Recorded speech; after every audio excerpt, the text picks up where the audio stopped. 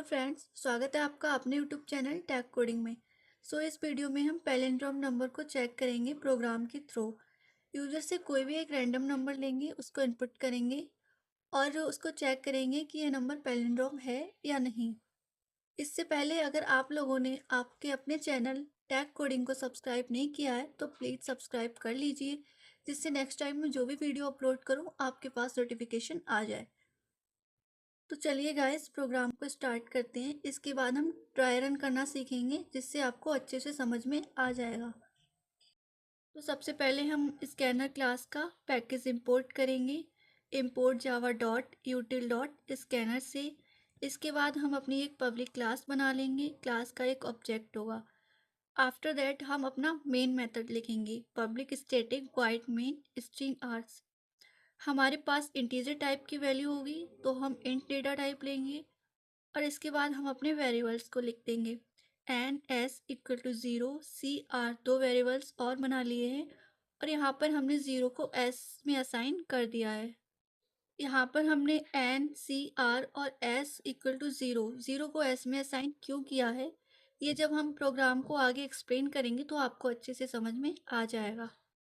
Output के लिए हम system dot out dot print का यूज़ करते हैं, जिसमें कोई भी रैंडम नंबर हम एंटर करेंगे तो वह हमें बताएगा कि ये नंबर पैलिंड्रोम है या नहीं। एंड इनपुट के लिए हम scanner ref equal to new scanner system dot in का यूज़ करते हैं। स्कैनर क्लास का ऑब्जेक्ट बना लिया है हमने सबसे पहले रेफरेंस का मतलब है रेफरेंस। एंड नेक्स्ट लाइन में रेफ डॉट नेक्स्ट इंट, ये जो नेक्स्ट इंट है स्कैनर क्लास का प्री डिफाइंड मेथड है, जिसको हमने एन वेरिएबल में असाइन कर दिया है।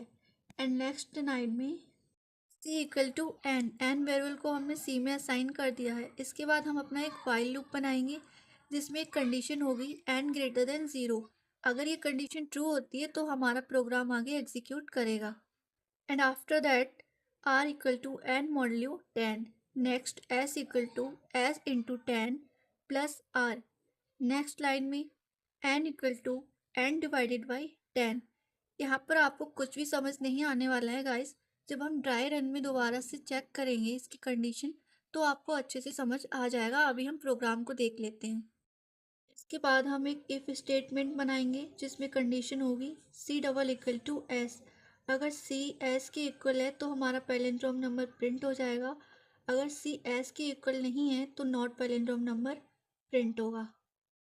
तो गाइस, यहाँ पर हमने पैलिंड्रोम नंबर का प्रोग्राम देख लिया है कि इसको कैसे लिखते हैं।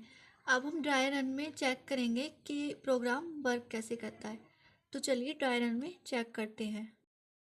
ड्राई रन में हम एन इनपुट के लिए कोई भी एक पैलिंड्रोम नंबर ले लेंगे, जो है 121। इसको हमने कमेंट आउट कर दिया है। तो 121 एक पैलिंड्रोम नंबर है। अब इसको हम चेक करेंगे प्रोग्राम के थ्रू कि ये पैलिंड्रोम नंबर है या नहीं।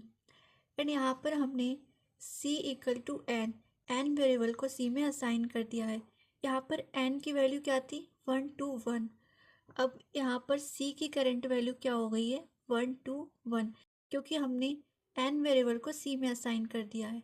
एंड यहाँ पर हमारी वाइल कंडीशन है, वाइल लूप है, जिसमें हमारी कंडीशन दे रखी है n ग्रेटर देन 0। तो क्या क्या यहाँ पर हमारा, तो यहाँ पर n की वैल्यू क्या थी, 121 एंड ग्रेटर देन 0। तो क्या 121 ग्रेटर देन 0 है, कंडीशन ट्रू। जब यहाँ पर हमारी कंडीशन ट्रू हो जाएगी तो नेक्स्ट लाइन में चेक करेंगे r equal to n modulo 10।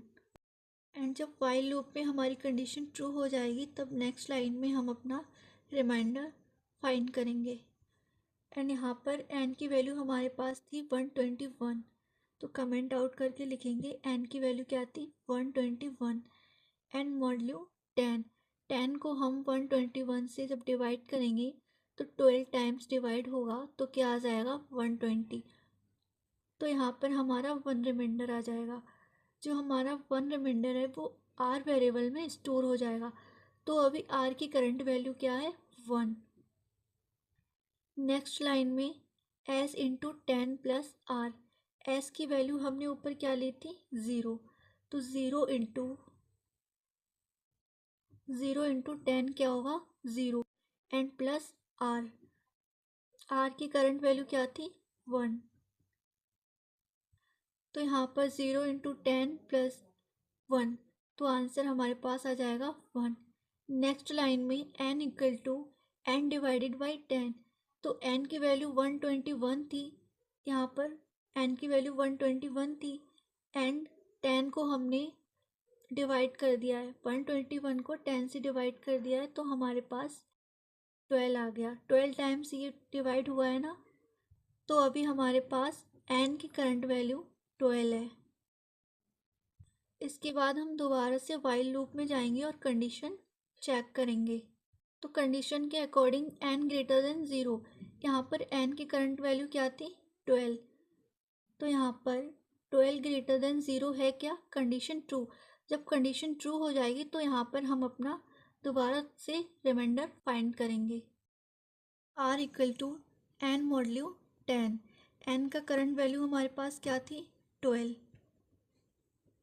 12 को हम 10 से डिवाइड करेंगे तो हमारे पास आ जाएगा 10 वन ज़ा 10, 1 टाइम डिवाइड होगा एंड 2 हमारे पास रिमाइंडर आ जाएगा। तो r की करंट वैल्यू हमारे पास क्या है 2, r की करंट वैल्यू हमारे पास है 2, इसको हम कमेंट आउट कर देते हैं। एंड नेक्स्ट लाइन में s इंटू 10, s की करंट वैल्यू हमारे पास 1 थी एंड 10, तो 1 इंटू 10 प्लस r, r की करंट वैल्यू हमारे पास है 2। जब हम इन तीनों को ऐड करेंगे तो हमारे पास आंसर आ जाएगा 12। नेक्स्ट लाइन में हम आते हैं n डिवाइडेड बाई 10, तो n की हमारी करंट वैल्यू क्या थी 12, तो क्या n डिवाइडेड बाई 10 है, हमारे पास आंसर है 1, तो यहाँ पर n की करंट वैल्यू आ जाएगी 1। इसके बाद हम दोबारा से वाइल लूप में चेक करेंगे कि कंडीशन ट्रू है या नहीं।